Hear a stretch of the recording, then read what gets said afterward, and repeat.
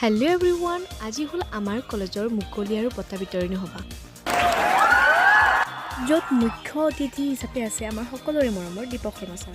আৰু প্ৰথমতে আছিল ভেকশ্যন প্ৰতিযোগিতা, আৰু কিছু সময় ভেকশ্যন প্ৰতিযোগিতা চোৱাৰ পাছত যিহেতু আমাক গান গাবলৈ দিছিল, সেইকাৰণে আমি ৰেডি হ'বলৈ আহিলোঁ। আৰু চুমিবায়ে ধুনীয়াকৈ দুয়োকে কাপোৰ পিন্ধাই দিলে। আৰু কিছু সময় পিছত আমি অপেক্ষা কৰি থকা ব্যক্তিজন আহি পালে। এয়া দেখিছেনে, হাউচফুল, একমাত্ৰ ছাৰৰ কাৰণে। ছাৰে আমাক কি ক'লে অকণমান শুনোৱা হওক। দীপক শৰ্মা চুটি চাপৰ ভৰি ওলমি থাকে চিয়াৰত, প্ৰায় এটা পেজ হ'লেও পঢ়িবা, দুটা লাইন হ'লেও পঢ়িবা যে মোৰ এতিয়া পঢ়াৰ সময়, মই দুটা শাৰী হ'লেও পঢ়িম। এনেদৰে ছাৰৰ ভাষণ শুনি থাকোঁতে মোক মাতিলে গান গাব।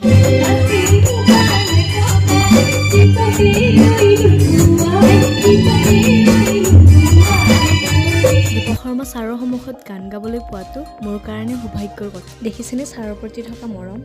আমিও দুখনমান ফটো উঠি ল'লোঁ।